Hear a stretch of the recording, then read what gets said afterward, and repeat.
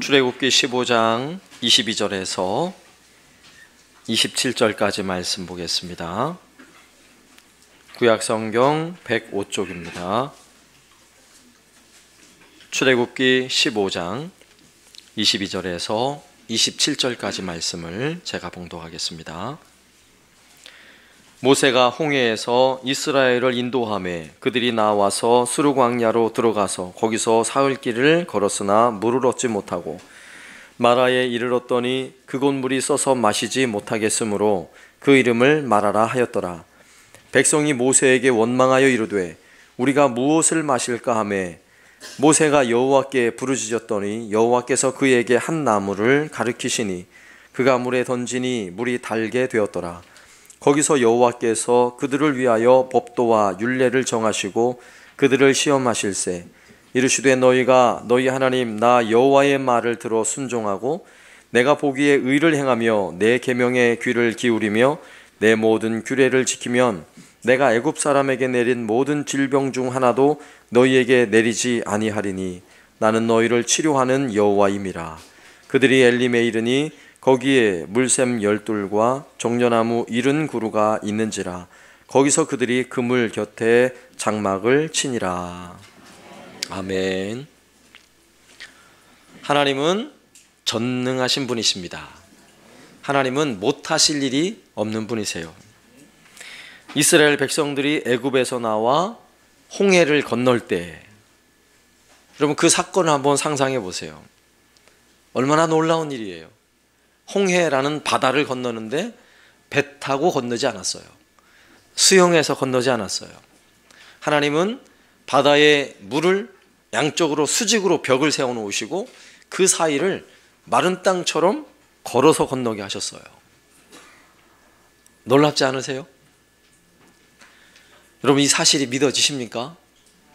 하나님이 전능하다고 하나님은 모든 일을 하시는 분이라고 말은 하지만 믿어야 할지 이런 사실을 믿어야 할지 말아야 할지 고민하는 성도들이 더러 있더라고요. 더러 있어요. 우리가 믿는 하나님은 우주 만물을 지으신 하나님이세요. 여러분 믿으십니까?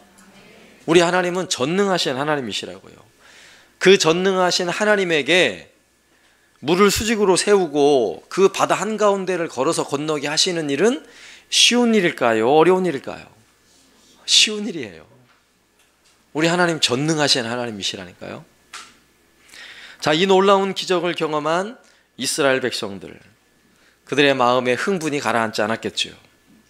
그래서 오늘 15장 앞부분의 1절에 보면 이때에 모세와 이스라엘 자손이 이 노래로 여호와께 노래하니 일러스되 내가 여호와를 찬송하리니 그는 높고 영화로우심이요 말과 그 탄 자를 바다에 던지셨음이로다. 홍해를 건너고 나서 지금 찬송을 부르고 있는 거예요. 모세와 이스라엘 백성들이.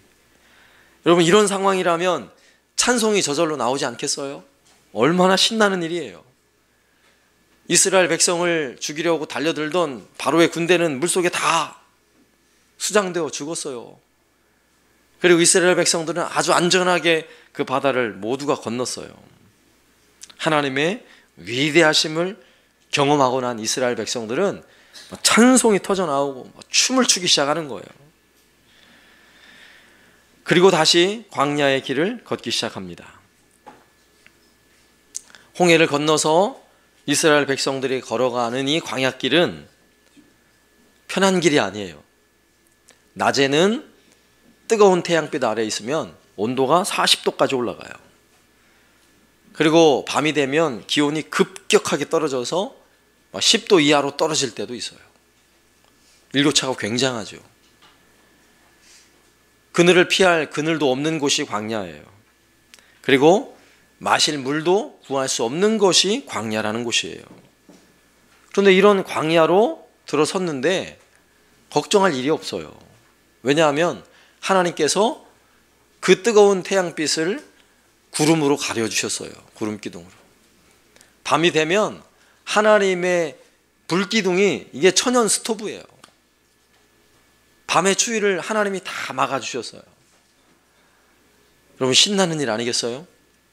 광야에 가면 이렇게 신나는 일이 벌어져요. 얼마나 놀라워요, 하나님의 은혜가. 이스라엘 백성이 홍해를 건넌 후 광야길을 걷기 시작할 때 첫날 걸을 때는 여전히 마음에 감동이 있어요. 기분이 좋아요. 어제 건너왔던 그 홍해 이야기도 하고 하나님의 이 놀라우신 도우심을 서로 이야기하며 신나게 길을 걸어갔습니다. 둘째 날도 행군은 이어졌어요. 둘째 날 되니까 어제의 그 흥분된 마음은 다 사라졌고 좀 불안한 마음이 들기 시작하는 거예요. 우리가 계속 이 길을 가야 하는가? 야, 이 길로 계속 가면 이거 어디까지 가는 거지? 불안한 마음이 들기 시작하는 거예요. 그리고 셋째 날도 여전히 그 길을 걸어가고 있는데 큰 문제가 생겼어요. 어떤 문제냐면 애굽을 빠져나올 때 들고 왔던 가죽으로 만든 물통이 있어요. 그 물통에 물이 다 바닥난 거예요.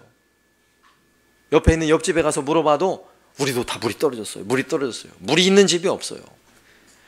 어린아이들도 물을 마셔야 되고 짐승도 물을 마셔야 되는데 200만 명이나 되는 사람들이 광야 한가운데 있는 거죠. 이제 큰일 났습니다. 이대로 그냥 가버린다면, 물이 없는 상태에서 이 길을 계속 가면 광야는 죽음밖에 남는 게 없어요. 자살행위예요, 계속 가면. 오늘 22절 말씀에 모세가 홍해에서 이스라엘을 인도하며 그들이 나와서 수르 광야로 들어가서 거기서 사흘 길을 걸었으나 물을 얻지 못하고. 수르 광야를 사흘 길, 3일 동안 걸어가 보았는데 물을 얻지 못하고. 간단한 표현이지만 물을 얻지 못했다는 표현은 온 백성들에게 엄청난 위기가 찾아왔다는 거예요. 오늘날과 같이 그냥 수도꼭지만 틀면 물이 나오는 이런 시대는 이 실감이 나지 않죠. 그런데 만약에 어떤 문제가 있어서 물이 집안에 물이 전혀 나오지 않는다고 한번 생각해 보세요. 이 물이 한 3일 동안, 한 일주일 동안 물이 안 나온다고 생각해 봐요. 굉장히 불편할 거예요. 그죠? 근데 혹시 만약에 어떤 조난을 당하거나 불의의 사고로 건물 안에 갇히거나 물을 마실 수 없는 어떤 공간에 고립됐다면 물이 얼마나 중요한 줄 아세요? 물을 안 마시면 3일 안에, 적어도 일주일 안에 생명을 잃게 돼 있어요. 이렇게 엄청난 상황이 광야에서 처음 벌어진 거예요. 처음. 자, 이런 상황에서 오늘 이 본문의 말씀의 결론은 여호와 라파. 여호와 라파. 여호와 라파라는 뜻이 뭐죠? 하나님은 치료하신 하나님이시다, 이런 뜻인데, 이 라파라는 뜻이 우리는 일반적으로 병을 고친다 이런 의미에서만 생각을 하는데, 이 라파라는 뜻이 병만 고치는 게 아니라 수선한다, 고친다, 온전하게 한다, 이런 뜻을 다 포함하고 있어요.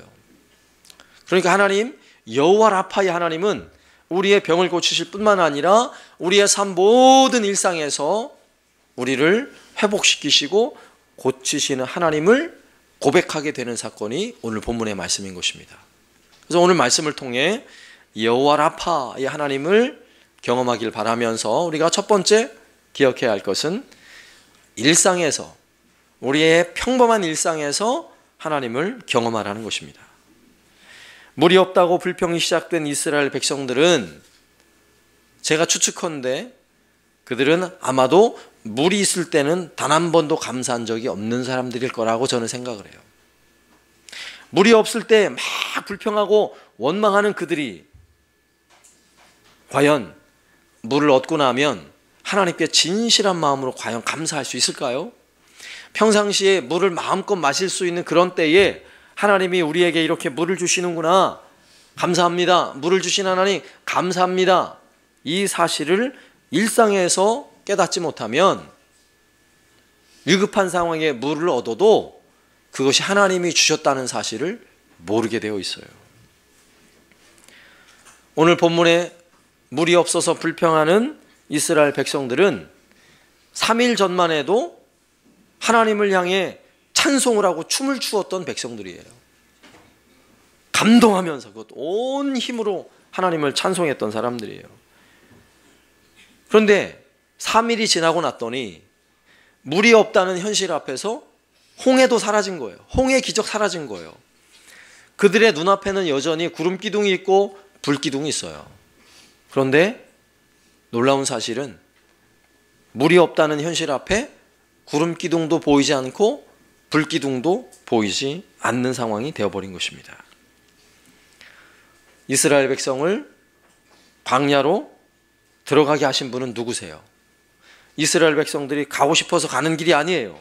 그 길은 하나님께서 모세를 통해 그 길을 가게 하시는 하나님의 뜻이 담겨 있는 길이에요. 홍해를 건너게 하신 분도 하나님이시고 광야에 들어가게 하신 분도 하나님이시라면 지금 물이 없는 광야도 역시 하나님이 인도하고 있다는 사실을 알아야 돼요. 물이 있을 때나 없을 때나 하나님은 우리의 모든 일상에 함께하고 있음을 믿으시기 바랍니다. 여러분, 평범한 일상에도 하나님의 인도하심이 있음을 믿어야 돼요. 믿고 알아야죠. 그러나 평범하지 않은 아주 비상한 일상에서도, 비상한 일 가운데도 하나님이 반드시 나와 함께 하시고 동행한다는 사실을 믿으시기 바랍니다. 이스라엘 백성들이 사흘 만에 물을 발견했어요. 사흘 만에. 광야를 지날 때는요, 주변을 둘러봐도 푸르른 나무가 거의 보이지 않아요. 그냥 염소나 짐승들이 먹을 수 있는 조그만 초목류, 조그만 것들이 군데군데 있고요. 가끔 그냥 나무 한 그루, 시띠나무라는 나무 한 그루가 멀리 한 그루씩 있고, 그리고는 다 시뻘건 광야, 붉은 산이에요. 붉은 산이든지 뭐 흙먼지 나는 그런 맨 땅이에요. 맨 땅. 그런데 그 길을 가다가 푸르른 녹음이 발견한 거예요. 녹음. 이걸 오아시스라고 말하죠. 오아시스. 그럼 푸르른 녹음이 있다는 것은 나무가 자랄 수 있는 물이 있다는 거죠. 그리고 가보니까 정말 거기에 우물이 있었어요. 우물이. 그 동네가 마라라는 동네죠. 그래서 사람들이 달려들어서 물을 한 움큼 목을 죽여보았는데 입에 물이 들어가자마자 웩 하고 다 뱉어버렸어요. 마실 수 없는 물이에요. 너무 써서 마실 수 없는 물이었어요. 오늘 23절 말씀에 마라에 이르렀더니 그 건물이 써서 마시지 못하겠으므로 그 이름을 마라라 하였더라. 이 마라라는 뜻이 쓰다는 뜻이에요. 그 동네가 마라예요. 마라. 여러분, 인생에도 이런 경우가 있어요. 지금 물이 없어서 헤매는 이스라엘 백성들에게 물이 있는 우물을 만나는 것은 굉장한 희망 아니겠어요? 오아시스를 만났다는 것은 굉장한 희망이 아니겠어요? 그런데 굉장한 희망인 줄 알았던 그것이 아무것도 아닌 거예요. 오히려 물이 마실 수 없는 물이 되는 그 순간 엄청 열받죠? 인생도 마찬가지예요. 내가 이것만 해결되면 돼, 이것만 해결되면 돼라고 그토록 희망했던 바로 그것을 딱 얻었는데 그게 아닌 거였어요. 그게 아닌 거였어요. 내가 생각했던 거와 다른 거예요. 여러분, 그러면 인생에 얼마나 큰 고통이 찾아와요. 그게 더 힘들죠, 사실은. 차라리 그게 없었더라면 희망이라도 안 가졌을 텐데 희망했던 것이 다 무너져 버리니까 더 고통스러운 거예요, 인생이. 광야에서 우물이라는 희망을 발견했지만 도무지 마실 수 없는 물이었던 것처럼 우리 인생에 이런 경우가 너무도 많아요. 젊을 때는 서로 연애하며 결혼만 하면 행복하게 살 것 같았는데 결혼하고 났더니 이 사는 게 이게 보통 문제가 아닌 거예요. 살다 보니 그렇잖아요. 애만 낳으면 행복하겠지 했는데 애를 낳고 났더니 인생의 진정한 고생이 지금부터 시작하는 거예요. 행복함도 있지만 취업만 되면 될 줄 알았어요. 취업만 되면 될 줄 알았는데 취업을 했더니 거기에 아주 기가 막힌 이상한 사람이 있는 거예요. 이상한 사람이 상사로 있는 거예요. 거기가 지옥이었던 거예요. 여러분, 우리가 사는 인생이 그래요. 우리가 세상에서 그토록 바라고 기대하고 달려가 봤는데 결국은 그게 마라의 쓴물이었더라고요. 여러분, 이런 때 우리가 알아야 될 중요한 사실이 그 순간, 그 시간까지도 하나님이 나를 인도하셨다는 사실을 알아야 돼요. 여러분, 하나님이 그 능력이 많으신 하나님께서 왜 이스라엘 백성들을 그곳으로 인도하셨을까요? 하나님은 이스라엘 백성을 애굽이라는 노예로 살아야 하는 그 땅에서 인도해내신 분 아닌가요? 하나님은 그 이스라엘 백성들을 인도해내셔서 오늘 이 자리 마라, 그들이 희망으로 물을 얻을 수 있다고 희망을 가졌으나 그 희망마저 포기하게 만든 그 마라, 바로 거기에서 하나님을 경험해야 하는 것입니다. 하나님을. 그 하나님은 여호와 라파의 하나님이세요. 모든 것을 치료하시고 회복하시는 하나님을 만나야 하는 거예요. 그러니 이 마라의 쓴물은 특별한 일이 아니에요. 사실은 알고 봤더니 우리의 일상이에요. 우리 일상에 이런 일들이 많이 벌어지잖아요. 내가 그토록 바라고 희망했던 것 그 하나면, 그 하나만 있으면 될 줄 알았는데 그걸 얻고 났더니 아무것도 아니더라. 그럼 절망하잖아요. 그때 여러분 꼭 기억하세요. 우리 하나님은 여호와 라파의 하나님. 내 모든 일상, 아주 평범한 일상에서도 나를 지금까지 인도하시고 또 인도하셨던 하나님이라는 사실을 믿으셔야 하는 것입니다. 이스라엘 백성을 애굽에서 인도해내셨듯이 예수 그리스도로 말미암아 우리를 하나님의 자녀, 하나님의 백성 삼으신 그 하나님, 그러므로 그 하나님을 우리의 평범한 일상 속에서 늘 경험할 수 있길 바랍니다. 그래서요, 평범한 일상 속에 하나님을 경험한다는 것은요, 원망과 불평이 사라진다는 거예요. 왜요? 늘 나를 인도하시니까, 항상 인도하시니까. 좋든 나쁘든 행복하든 좀 불행해 보이든 상관없어요. 하나님이 나를 늘 인도하고 있다는 사실. 그런데 그 인도하시는 하나님은 여호와 라파의 하나님이라는 사실을 기억하시길 바랍니다. 두 번째는 우리 하나님은 위기의 순간에도 변함없이 우리를 인도하시고 우리에게 더 가까이 찾아오신다는 사실이에요. 그리고 위기의 상황이 오면 하나님은 멀리 계시는 줄 알았는데 바로 내 곁에 계셨던 거예요. 이게 위기의 상황이에요. 위기 상황.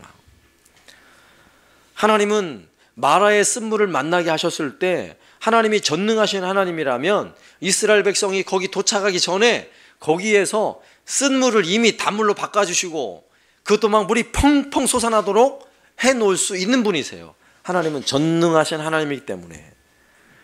그런데 하나님은 그렇게 하지 않으셨어요. 하나님은 이스라엘 백성들이 거기까지 와서 낙심하고 절망하고 그러면서 물을 발견하고 물을 한 모금 먹고 이 물을 써서 못 먹겠네 하고 웩 하고 뱉을 때까지 하나님은 그냥 내버려 두신 거예요. 왜 그럴까요? 우리 일상에서 믿음으로 사는데, 하나님을 믿고 사는데 여러분 이런 마라의 쓴물을 경험하고 그것으로 인해 더 인생의 분명한 위기를 경험할 수 있다는 사실을 알아야 돼요. 그 위기의 상황을 경험하게 하신 하나님에게는 분명한 계획이 있고 뜻이 있겠죠. 그게 뭔지 아세요? 우리를 훈련하기 위함이라는 사실이에요. 우리의 인생의 위기는 나를 훈련하시려는 하나님의 뜻이 있음을 믿으시기 바랍니다. 오늘 본문에서 이스라엘 백성들의 행동을 한번 보세요. 그 마라 훈련소에서 이스라엘 백성들이 어떻게 반응하고 있는지를 한번 보시라고요. 오늘 24절 말씀. 백성이 모세에게 원망하여 이르되 우리가 무엇을 마실까 하며. 모세를 원망하며, 이 원망이라는 단어는요 아주 굉장히 나쁜 말로, 악한 말로 모세를 향해 원망하는 거예요. 훈련되지 않으면 이렇게 되게 돼 있어요. 이렇게 행동하게 돼 있어요.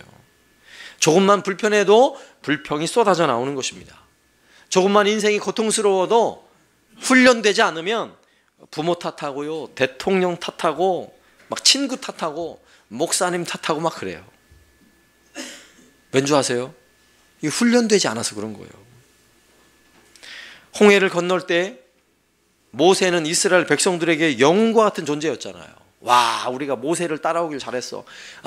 모세만 있으면 괜찮은 거야. 그랬잖아요. 그런데 불과 한 3일 지나고 나서 그러한 모세가 이제는 영웅이 아니라 역적이 된 거예요. 역적. 왜 우리를 여기까지 끌고 왔냐 이거죠. 그렇다면 마라의 쓴물이 있는 곳에 인도하신 하나님, 그 하나님은 실수하신 건가요? 하나님이 실패하셨나요?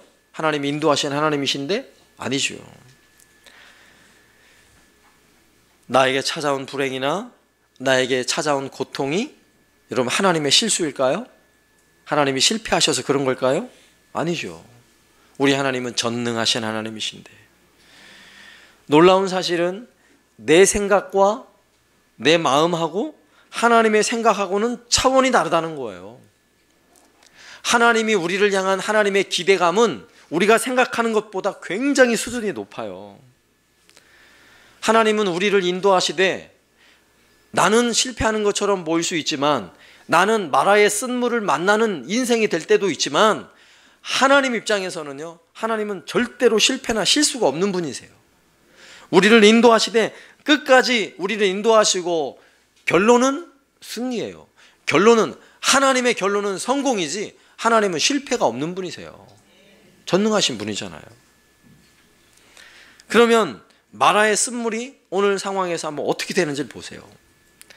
오늘 25절 말씀, 모세가 여호와께 부르짖었더니 여호와께서 그에게 한 나무를 가리키시니 그가 물에 던지니 물이 달게 되었더라. 거기서 여호와께서 그들을 위하여 법도와 율례를 정하시고 그들을 시험하실세. 오늘 25절 말씀에는요, 훈련된 한 사람이 있어요. 이스라엘 백성들 중에서 하나님에게 아주 제대로 훈련받은 한 사람이 있어요. 그가 누구죠? 모세라는 사람이에요. 모세는 바로의 궁궐에 거하던 왕자처럼 지내던 사람이었어요. 그런데 궁궐에서 도망쳐 나오죠. 사람을 죽이고 도망쳐 나왔어요. 그리고 40년 동안 이미 광야에서 하나님 앞에 훈련을 철저하게 받은 사람이에요. 이스라엘 백성들이 물이 없다고 이 마라의 이 우물을 만났는데 이 물이 쓴물이라 막 원망하고 불평할 때 모세는 어떤 생각을 하고 있을까요? 속으로 이런 생각을 했을 거예요. 나도 저랬는데, 나도 저랬는데. 내가 처음 광야에 갔을 때 나도 저랬는데. 그랬을 거예요, 분명히.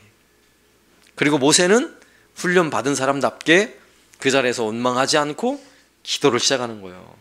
여호와께 부르짖었더니. 놀라운 사실은 모세는 광야에서 40년 동안 훈련받는 동안 하나님께 기도하면 하나님이 응답해 주시더라. 하나님이, 그 전능하신 하나님 여호와 라파의 하나님이 문제가 생기면 해결해 주시고, 병이 들면 고쳐 주시고, 어떤 문제가 생기면 그것이 풀려지도록 하나님이 은혜를 주시더라는 걸 깨달은 사람이에요. 그래서 백성들 원망하고 불평하는 백성들하고는 분명히 다르죠. 기도를 시작하는 거예요. 하나님께 기도를 시작하는 거예요.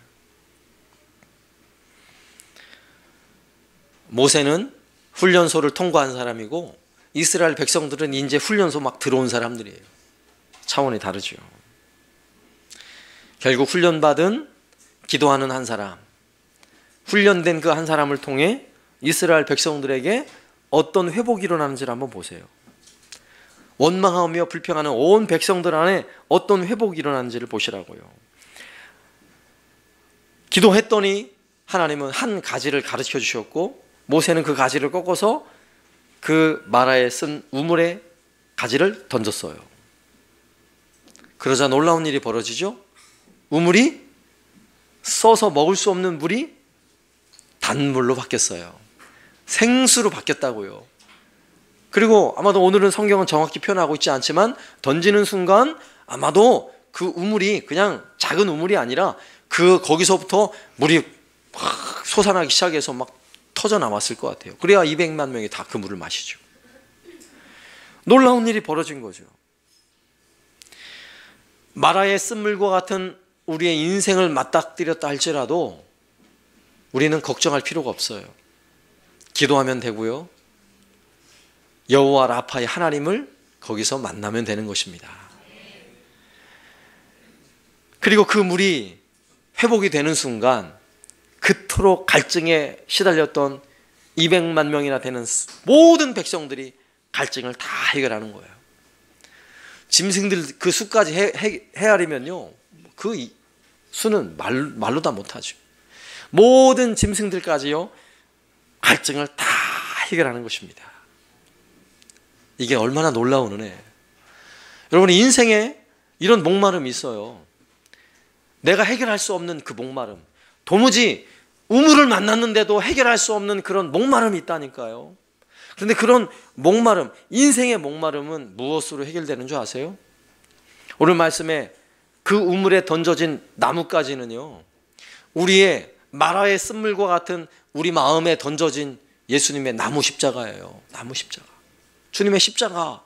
그 십자가의 은혜가 우리 안에 던져진 순간 그 십자가 안에서 우리는 생명을 얻습니다.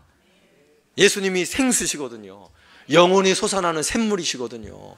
그분에게서 우리의 모든 인생의 갈급함, 갈증 다 채울 수 있는 것입니다. 할렐루야. 그 채우심은요, 인생에 끊임없이 낙심하고 절망하여 도무지 솟아날 구멍이 없는 것처럼 살아가던 사람이라 할지라도 그 나무 십자가가 그 마음에 던져지는 순간 회복이 되는 거예요. 여호와 라파의 하나님을 경험하는 것입니다. 치료하신 하나님의 은혜를 경험하는 것입니다. 하나님의 사랑하는 방법이 바로 이거예요. 오늘 22절 마지막에 그들을 시험하실세. 하나님은 무엇을 시험하는가요? 물이 있을 때도 하나님을 찾고, 물이 없을 때도 하나님을 찾고, 물을 찾았는데 그 물이 쓴물일 때도 하나님을 찾고, 그 쓴물이 단물로 바뀌었을 때도 하나님을 찾는가를 시험하는 거예요. 예수 그리스도의 십자가의 은혜가 우리에게 임하는 순간 하나님 우리를 늘 이렇게 시험하세요. 정말 예수님 그분으로 만족하며 살고 있는가? 이걸 늘 시험하세요. 그러나 여러분, 우리에게 닥쳐온 어떤 위기와 인생의 절박한 어떤 상황들은 여호와 라파의 하나님을 만날 기회라고 여러분 오히려 기뻐하시기 바랍니다. 그리고 정말 그 하나님을 거기서 만나시길 바랍니다. 놀라운 은혜를 경험할 줄로 믿습니다. 그리고 마지막 세 번째로, 그래서 우리의 인생은요, 여호와 라파의 하나님을 경험해야 하는 인생이에요. 여호와 라파의 하나님.